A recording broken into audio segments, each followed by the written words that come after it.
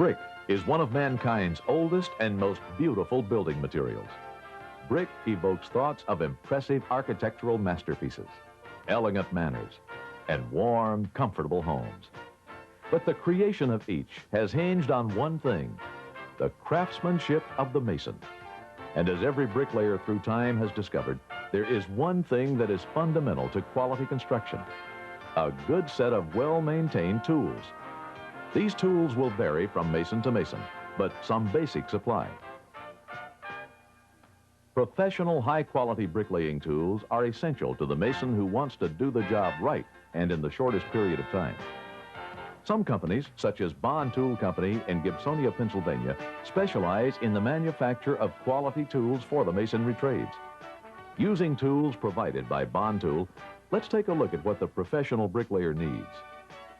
This is a brick trowel, the one tool used most by a mason.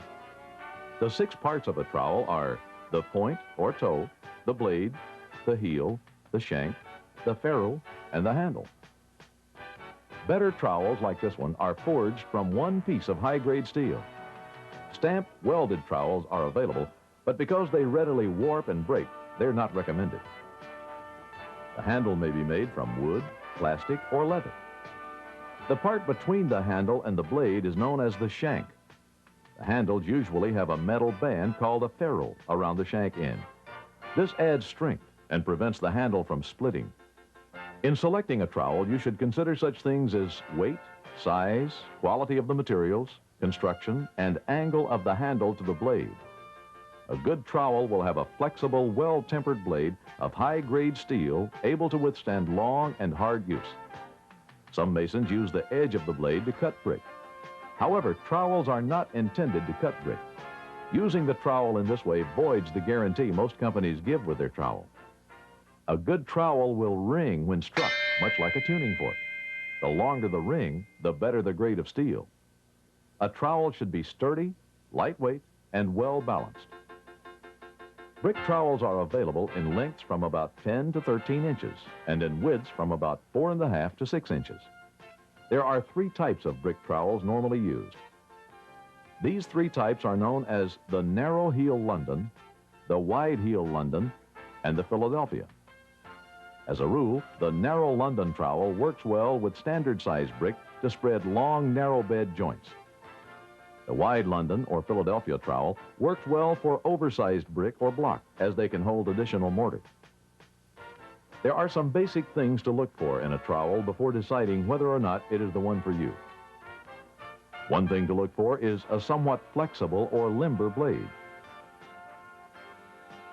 You can test the flex of the blade by holding the handle of the trowel and pushing the point or toe against a hard surface.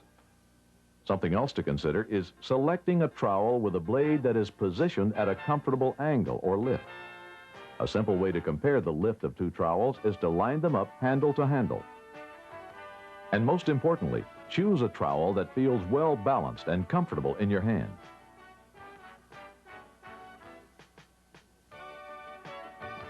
In addition, a small pointing trowel is carried by all bricklayers for pointing or filling of mortar joints or tooling joints. It is important that not only the trowels, but all the tools be cleaned after each use. For the trowels, the mortar should be cleaned off by scraping or brushing. Often, another trowel can be used, and a wire brush is very effective, especially on the shank.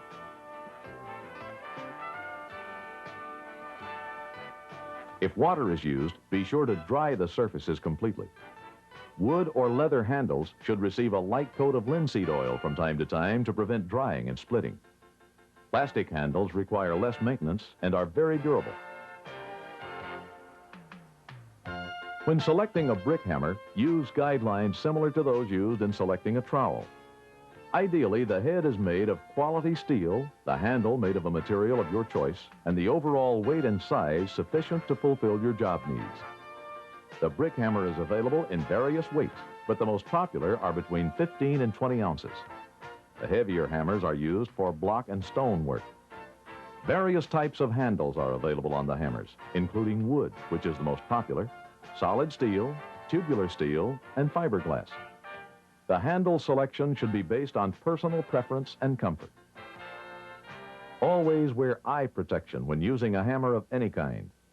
Under the guidelines of proper care and maintenance, the cutting edge of the brick hammer may be sharpened with a grinder. Remember, this tool is tempered and may lose its temper or hardness if it is not kept cool by dipping it in water or oil often while grinding. A good blacksmith, if one is available, will sharpen hammers and chisels best. A mash or drilling hammer should meet the same qualifications for selection as a brick hammer. The primary function of a mash hammer is to strike a chisel for heavy-duty cutting jobs. They are generally available in a 2, 3, or 4-pound weight with either a solid steel or wood handle. A 2-pound hammer will serve the mason as a general rule. The chisel a mason uses most often is the brick set. Its wide beveled blade and short handle design work well for cutting block and brick when you need a cleaner cut than you can get by using the brick hammer.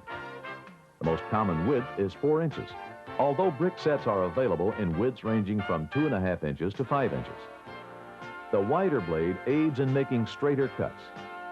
In using this chisel, first strike lightly to score the unit on both sides, then deliver sharper blows to complete the cut.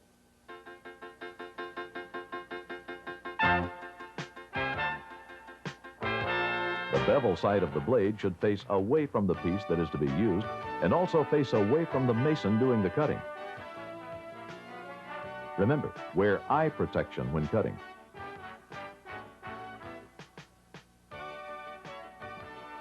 Plugging or joint chisels are pointed and have a thin tapered blade. This chisel allows the mason to cut out mortar in the head and bed joints of brick or block work.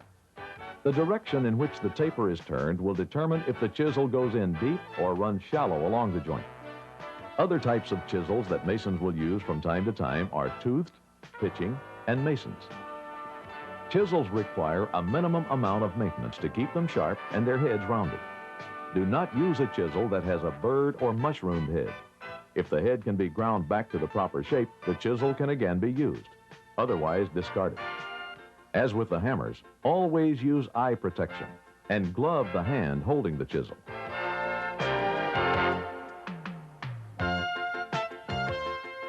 Mother Nature has created the perfect level.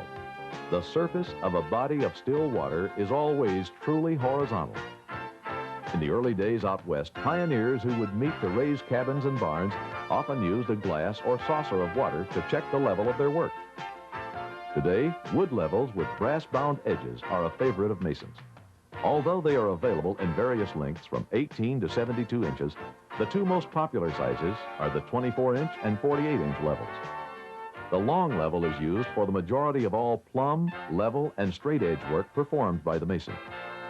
There are 3 sets or pairs of vials on a level. The pair of plumb vials at either end and the pair of level vials in the center.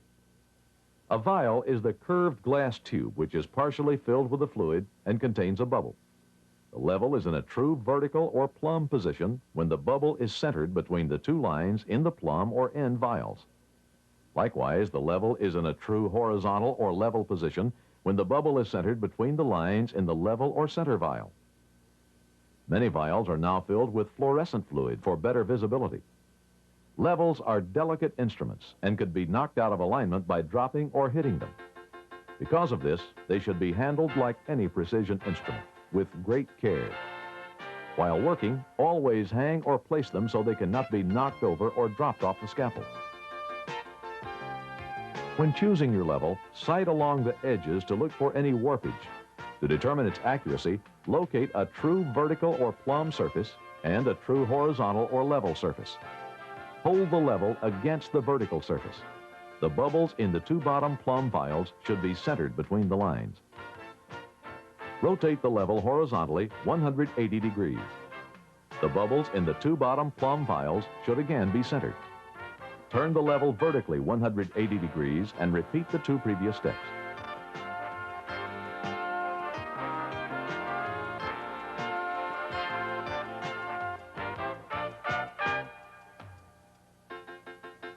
To check for level or horizontal accuracy, lay the level on the horizontal surface.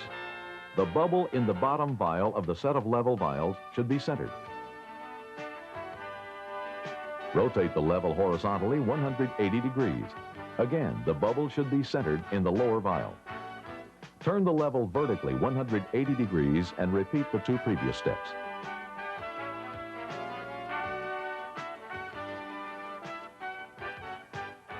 If the bubble was centered in the appropriate vial in each of the preceding steps, you can be sure that you have selected an accurate instrument.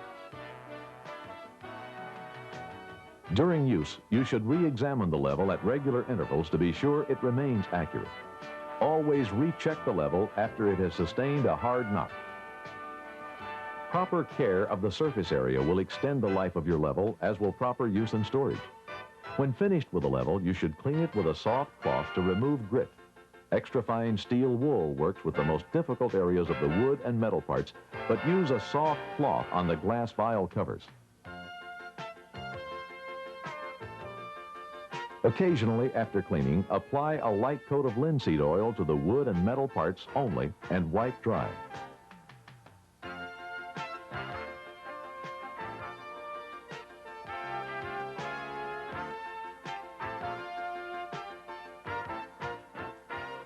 Be sure to wipe off any oil that may have gotten on the glass vial covers. Store in a safe place to prevent any possibility of the level being knocked over and damaged. A level sock or level case is a good idea to protect it in storage. Most brick and block are laid to a line, which commonly is a nylon braided cord with a 125 to 180 pound test pull. The use of a contrasting color of line against the masonry unit will aid the mason in setting the unit quickly and also help to avoid eye strain. The line is held in place by line blocks made from either wood, plastic, or metal. Wood is the most popular.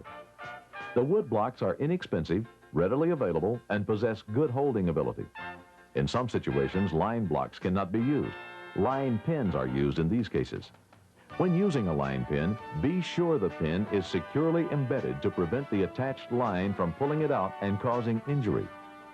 To avoid leaks in the wall, don't forget to fill the hole with mortar after the pin is removed. The line blocks are held in place by the tension of the line. Using a higher test mason's line helps you to maintain more tension on the line and thus eliminate line sag. However, if the distance between line blocks is long enough, there will be a sag in the line, no matter how tight the line is pulled. In these cases, you will need one or more trigs installed. If only one trig is needed, lay a brick midway between the line blocks to the exact coursing height. A metal line trig is slipped over the line and is then weighted down to hold it in place. Maintenance of these devices requires little effort. Simply wipe or brush them off and store in a tool bag. Check blocks for cracks and discard if such defects are noticed. For a mason to construct a wall to the proper height and specified dimensions, he must have two types of measuring rules. One is a brick spacing rule and the other is a modular spacing rule. Both are available in a 6-foot folding wood rule with metal hinges. Select rules that are made of top quality hardwoods with rust-proof metal hinges and with numbers and line markings that are easy to read. An inch measurement is used on one side of each mason's rule with the brick spacing or modular spacing markings on the opposite side. The brick spacing rule is used to properly course different sizes of standard brick. It has 10 spacing marks numbered 1 through 0, 0 representing 10. Each mark represents the vertical height of one brick or masonry unit, including the mortar joint. The smaller red numbers indicate the number of courses required to reach a particular height. The modular spacing rule is used with modular brick and other modular masonry units. It has 6 spacing marks numbered 2, 3, 4, 5, 6, and 8. Each number represents a different size modular masonry unit and indicates the number of those units it takes to reach a height of 16 inches. For example, number 6 represents a standard modular brick. It takes 6 courses of standard modular brick, including the mortar joints, to equal 16 inches in height. The modular rule is based on the 4-inch module or grid that is normally used in construction framing and in the manufacturing of doors, windows, and other building components. Your folding rules should be closed or folded carefully after using and kept either in your pocket or tool bag. Never lay your rule on the ground or scaffold where it can be stepped on and broken. Keep your rule clean and occasionally oil the metal hinges. Strikers, jointers, and slickers are the tools used by masons to finish the mortar joints of brick, block, and stone. These tools, used with a good brush, will improve the appearance and increase the structural quality of the wall. Several types are available, with the most often used being the convex jointer. This tool will compress the mortar into the joint and add to the surface durability of the mortar joint. The skate wheel joint raker is used to rake out the mortar for a rake joint. After raking out the mortar, the joint must be smoothed and compressed with a narrow slicker.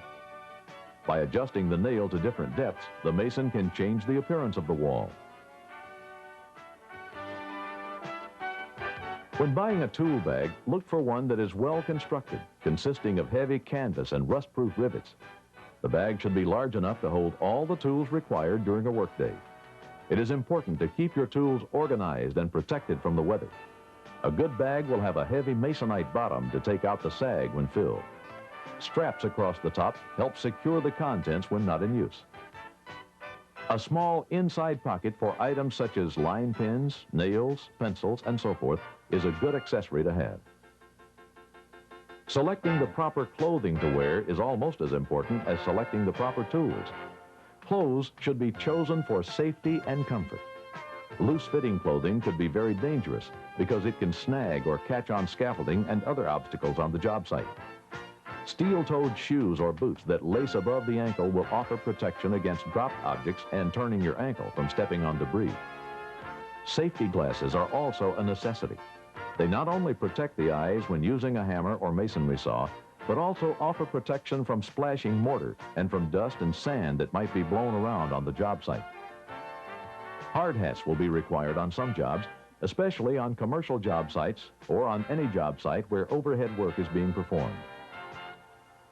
The trowel, brick hammer, spacing rules, chisels, levels, and jointers, as well as the proper tool bag for storage and the proper clothing for working, are the lifeline of a good mason.